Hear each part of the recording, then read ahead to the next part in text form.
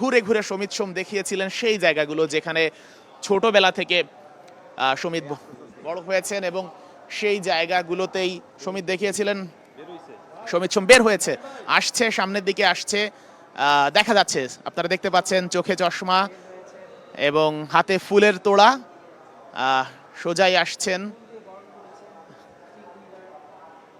এবং বরণ করে নেওয়া হয়েছে সমিত সোমকে।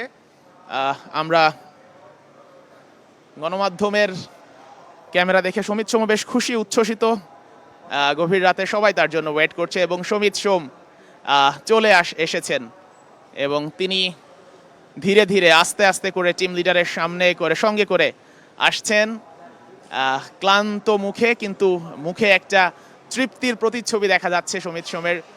নিশ্চয়ই ব্যাপারটা দারুণ উপভোগ্য এবং আমরা আস্তে আস্তে করে সমিত ভাই কেমন লাগছে? গুড, ভালো লাগছে, very good, happy to be back. ভাই ম্যাচটা কেমন হবে?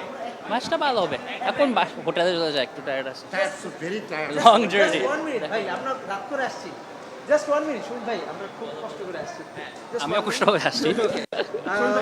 সিঙ্গাপুরের বিপক্ষে ম্যাচে আসলে কি পরিকল্পনা? আসলে ভিয়েতনামের সঙ্গে একটা ম্যাচ খেলতেছে, কি পরিকল্পনা? জিততে চাই, আর কি বলবো, জিততে চাই খেলা, তাই না? হোপফুলি ভালো করতে পারবো।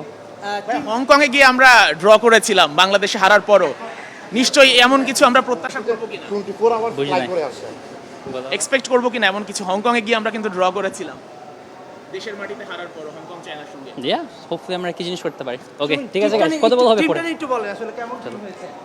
ভালো।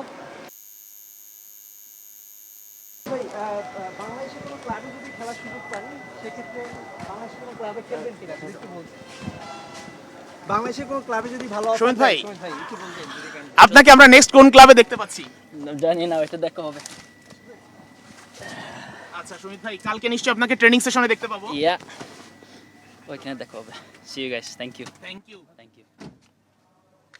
কথা বলছিলেন সমিত সোম, এবং লম্বা জার্নি করে এসেছেন, খুব বেশি টায়ার্ড এই পরিস্থিতিতে আসলে যতটুকু কথা বলেছেন সেটাই অনেক। এখানে তাকেও আসলে রেস্ট দিতে হবে এবং রাতে গিয়ে বিশ্রাম নেবেন, সকালে কিছু সময় পাবেন, এবং শেষ পর্যন্ত আসলে সমিত সোমের এই আশাটা, জার্নিটা নিশ্চয়ই উপভোগ্য ছিল। বাফুফের টিম লিডার আছেন, তিনি লম্বা জার্নি করে এসেছেন, সমিত সোমকে রিসিভ করতে এসেছিলেন, তার সঙ্গে একটু তিনিও কথা বলছেন, তার সঙ্গে একটু কথা বলি। দেখতে পাবেন তখন আপনারা মাঠে সব ইন্টারভিউ নেওয়ার আপনাদেরকে কালকে আমরা সুযোগ দিয়েছি, সেই সুযোগটা আপনারা আশা করি অ্যাভিল করবেন। সমিত আসায় টিমটা কতটা শক্তিশালী হলো ভাই? আপনারা তো নিজেরাই জানেন, আমাদের থেকে আপনারা আরও ভালো খবর রাখেন। সমিতার সাথে আমাদের টিমটা বরাবর মতো আগের মতোই আমরা একটা ভালো একটা কনফিডেন্স আমরা পেয়ে আসছি এবং আশা করি পাবো।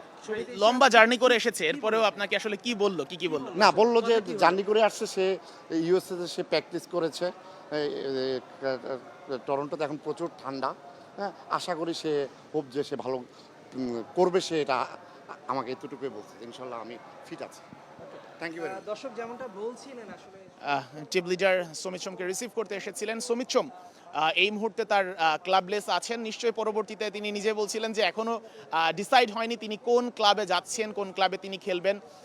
তবে এতটুকু নিশ্চিত যে সমিত সোম কোনো একটা ক্লাবে নিশ্চয়ই যাবেন, এবং এখন কিন্তু বলেননি যে বাংলাদেশের কোনো ক্লাব থেকে অফার পেলে সমিত সোম সেই অফার গ্রহণ করবেন কিনা, এটা নিয়েও বলেননি। তবে যাই হোক, দিন শেষে সমিত সোম বাংলাদেশে এসেছেন, নিশ্চয়ই বাংলাদেশের যে দুইটা ম্যাচ, ভিয়েতনাম এবং সিঙ্গাপুর, এই দুইটা ম্যাচে বাংলাদেশ নিশ্চয়ই ভালো করবে, সমিত সোম হামজারা পারফর্ম করবে এবং বাংলাদেশ প্রত্যাশাজনক ফল করবে, সেই প্রত্যাশা আমরা অবশ্যই করবো, এবং শেষ পর্যন্ত হাভিয়ের কাবরেরার বিদায় দেখার অপেক্ষাও বাংলাদেশের ভক্তরা থাকবে। ঢাকা আন্তর্জাতিক বিমানবন্দর থেকে আমি শেখ আশিক বিদায় নিচ্ছি, সাথে থাকুন স্টার প্লেয়ার।